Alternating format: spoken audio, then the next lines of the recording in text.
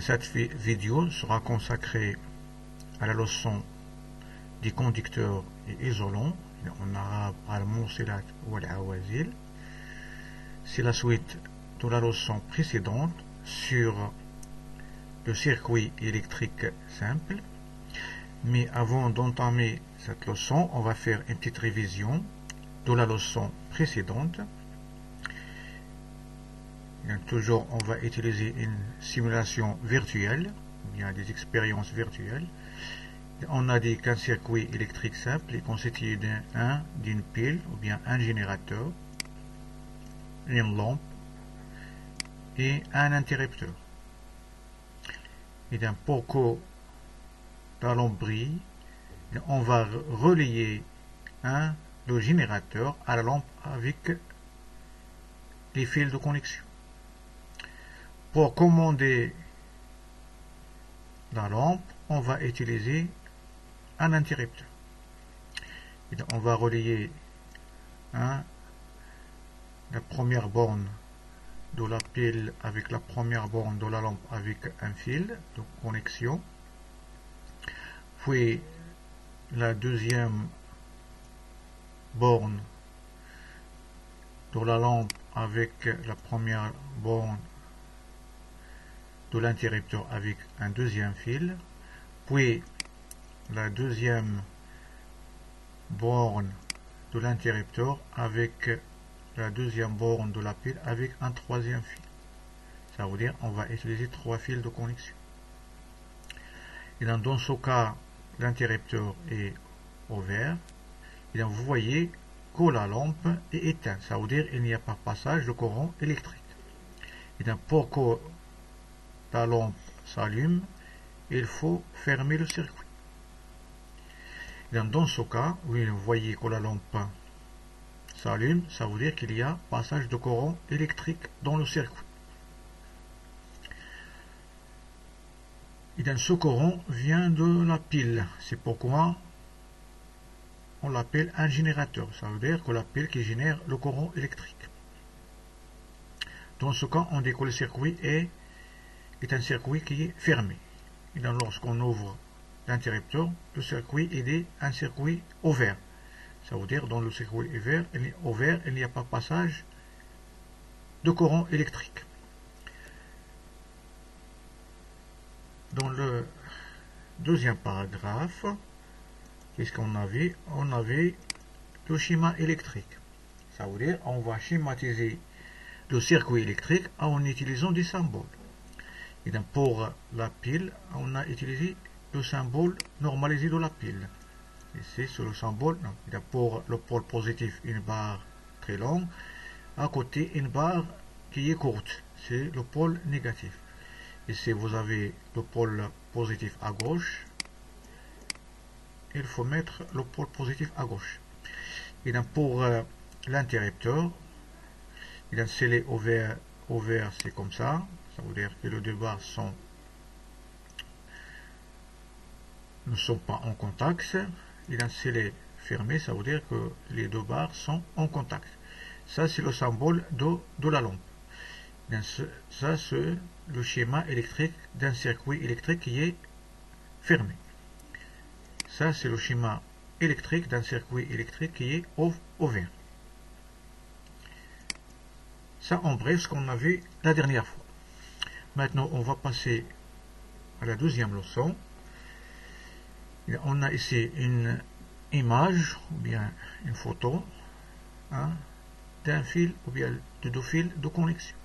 Vous voyez qu'il est fabriqué à partir de cuivre, qui est recouvert avec du plastique. Et dans la question qui se pose, pourquoi on utilise 2 matériaux? Pourquoi on n'utilise pas seulement le cuivre ou bien le plastique? Bien sûr, vous allez dire que l'un des éléments est un conducteur et l'autre c'est un isolant. Dans la question qui se pose, est-ce que tous les matériaux laissent passer le courant électrique? Pour répondre à la question, bien sûr, on va faire une expérience. Mais ce n'est pas une expérience réelle, toujours une expérience virtuelle. Ça veut dire seulement une simulation. Et on va prendre toujours une simulation. Et là, on va utiliser un circuit électrique composé d'une pile et une lampe et 3 fils de connexion. Et là, on va relier la pile à la lampe, puis on va laisser un vide entre les deux fils dans le circuit. Et là, dans ce vide, on va mettre quelques matériaux. Et là, maintenant, entre le point, qu'est-ce qu'il y a? Et là, vous voyez qu'il y a de l'air. Et là, vous voyez que la lampe ne brille pas. Ça veut dire que l'air, c'est un isolant. Ça veut dire que l'air ne conduit pas le courant électrique. يعني أن الهواء لا يسمح بمرور التيار الكهربائي. Dans la deuxième expérience, on va utiliser un fil en cuivre. يعني سلك من النحاس. Et là, on va voir qu'est-ce qu'il va arriver à la lampe. Et là, vous voyez que la lampe brille. Ça veut dire que le cuivre laisse passer le courant électrique. Et conduit le courant électrique. C'est pourquoi on va l'appeler un conducteur. أو جسم موصل. Le cuivre, c'est un conducteur. Maintenant, on va tester un autre matériau. C'est le verre, زجاج. Et donc, vous voyez que la lampe ne brille pas. Ça veut dire qu'il n'y a pas passage de courant électrique. Ça veut dire que le verre ne laisse pas passer le courant électrique. On dit que c'est un isolant. On va prendre le bois, le khashab. Vous savez que le crayon est constitué à partir de bois, mais à l'intérieur, il y a une mine en graphite. Ça, le noir ici, c'est du graphite. Il y a le carbone graphite. Et donc, vous voyez que le bois ne laisse pas passer le courant électrique. C'est un isolant. Ici, on va tester le graphite. C'est quoi le graphite? Seulement, c'est la mine de crayon. C'est le matériau qui se trouve à l'intérieur, ou bien le matériau noir qui se trouve à l'intérieur d'un crayon. Et donc, vous voyez que la lampe brille. Ça veut dire que le graphite, c'est un matériau qui est conducteur. Ici, on va tester l'aluminium. On va prendre une règle en aluminium. Et donc, vous voyez que la lampe brille. Ça veut dire que l'aluminium, c'est un conducteur. On va tester une matière plastique. On va utiliser une règle en plastique. Vous voyez que la lampe est éteinte. Ça veut dire que le plastique, c'est un isolant. Si on va prendre un alliage, c'est quoi un alliage? Seulement, c'est un mélange de métaux. Et si on mélange le cuivre et l'aluminium, ça va donner un alliage. Et dans l'aluminium, on l'appelle un métal, en arabe filiz, madine filizé. Le cuivre aussi, c'est un métal.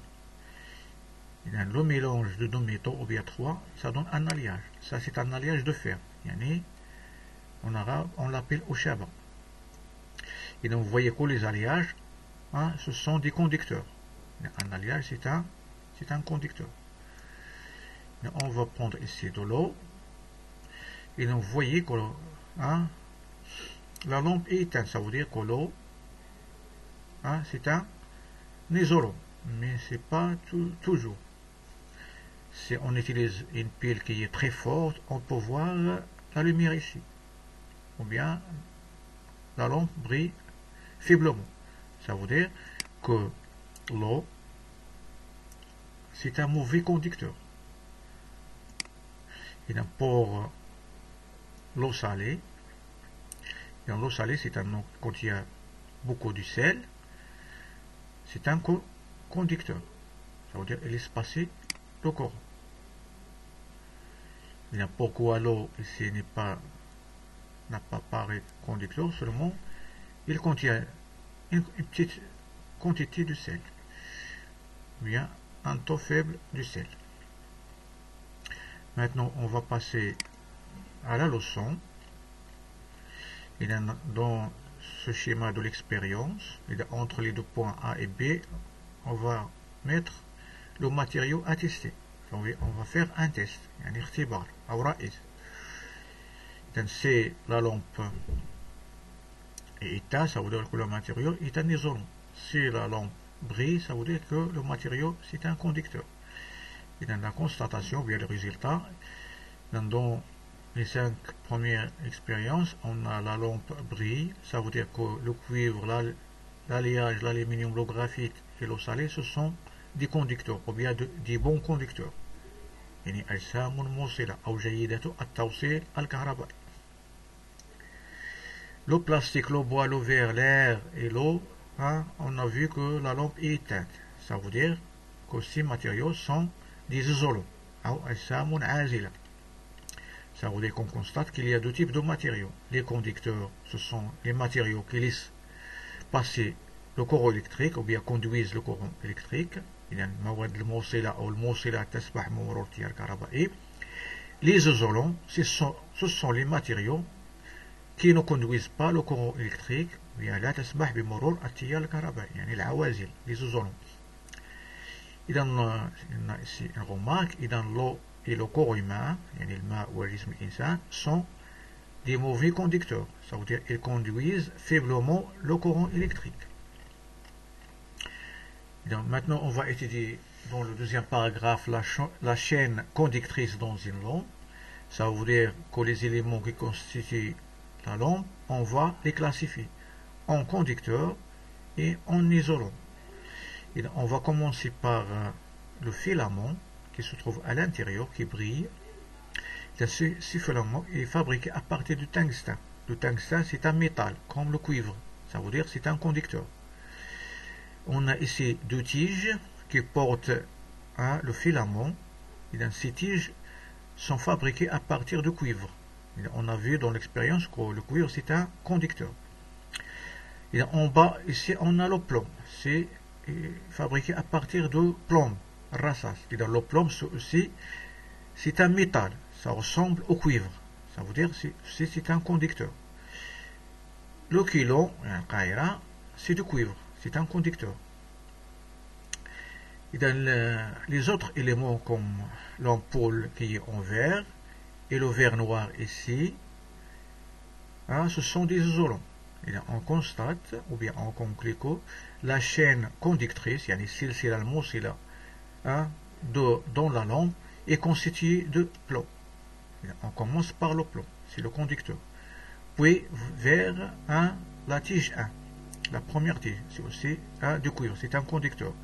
Puis vers le filament, c'est aussi un conducteur. Pour la deuxième tige et enfin on termine par le kilo.